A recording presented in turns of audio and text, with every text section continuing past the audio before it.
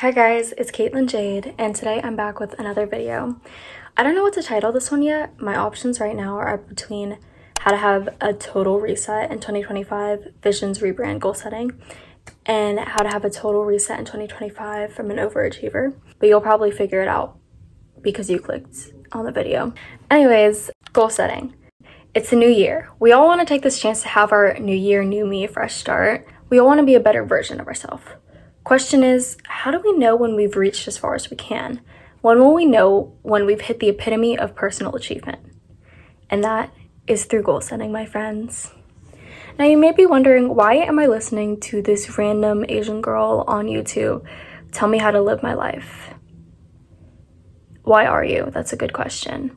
I'm gonna give you guys some of my achievements as just a little bit of background, because like I said in the title, I am an overachiever. So I'm a junior in high school. I live in Virginia.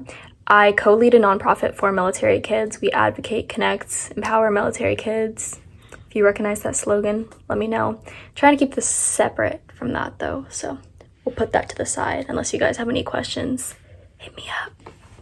I'm a co-EIC, co-editor-in-chief for a literary magazine. I go to a school for fine and performing arts, and I'm in the creative writing program, so we have a literary journal, which I think is pretty cool. Not many schools have that. I've paneled a lot. I've spoken a lot on behalf of military kids. Most notably this summer, I spoke at the Times Center in New York City at something called the Digital Parenthood Summit, where I spoke on a panel called Teens Take the Mic, and that was pretty fun. I got to stay in a really fancy hotel and take a really expensive train for free. That's the best part, for free. I went to the Virginia Summer Residential Governor School for Humanities, and if you aren't a Virginia resident or you don't go to a state that has the Governor School program, basically it's a program where you apply to go to this residential school. It's hosted at a local college, not local college, an in-state college, that sort of stuff. You compete with people in your county, then you compete with people in the state, and then from there you're chosen to go to this residential summer school for free, which is pretty cool. I have been on national television. I've been on CNN, CBS, I don't know. I was on Nickelodeon. That was pretty cool. I was also invited to the White House for the National Day of the Girl, so that's pretty cool. Shout out to Dr. Joe Biden for that. Okay, so now that you guys know a little bit about me and why I'm making this video, I think we should jump into it. First of all, ending 2024. At the end of every year, I like to sit down and make a list of the aspects I feel as if I could get better in. This may sound self-deprecating to some, but I actually think of it as a way to reflect on what I've accomplished and how I can grow from my mistakes. You want to focus on things that are going to make you a better person and are going to make you feel more well-rounded. Some examples of things that I want to improve on from 2024, just to give you guys some inspiration. I want to focus on my leadership, whether that be through my nonprofit, my team, or through my creative writing team. I definitely want to focus on that. I want to focus on my communication, how I communicate to others, making sure that it's kind, direct, respectful. And I also want to focus on my vision, making sure that I don't lose sight of what's in front of me. And it doesn't all have to be like this. You can start off your list with smaller things, smaller, more tangible things. For example, I have keeping a clean room, spending more money on long-lasting items rather than fast fashion or trendy items. And last one is just eating healthier. Think about a moment from this year when you were like, man, I really wish I did that, or man, I really wish I did this differently. And then do it. Find one thing about yourself that you can change and envision yourself in it by the end of the year. Another big thing is getting involved. A lot of people ask me how I get invited to all these speaking opportunities and events. And my biggest piece of advice is that there's no right way to do it. I found something I was passionate about, military kids and their mental health, and I stuck with it. Find your passions, find what drives you, whether that be art, advocacy, math. You want to find what you feel strongly about, because the stronger you feel about something, the more likely you are to excel at it. This doesn't necessarily mean you have to get involved in your community through volunteer work and stuff like that. It could just be simple passions and hobbies that you follow through on, such as writing, robotics, athletics, track, that sort of stuff. You just need to find something and apply yourself to it and give it your all. Manifestation. Just like I said before, the stronger you feel about something, the more likely you are to excel at it. For example, I applied to various summer programs over the years, one of them being Civic Innovation at Georgetown. Just a key tip, don't apply for summer programs that ask you to pay a tuition because there are so many out there that are free and still residential, just like this program. The first time I applied was my freshman year of high school. I did no research on the program, came across it one day and thought it was pretty cool. I finished my application in the car ride to the grocery store in under an hour. Safe to say, I did not get in. Sophomore year, I did some reflection, and after realizing a dream of mine was to get into Georgetown University, I realized that I needed to lock in, okay? I needed to lock in.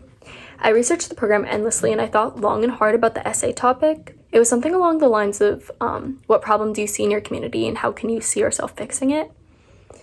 I worked for about 3 days on it, which may not sound like a lot, but I feel like drafting day, writing day, revision day, 3 days, yeah. I got into the program.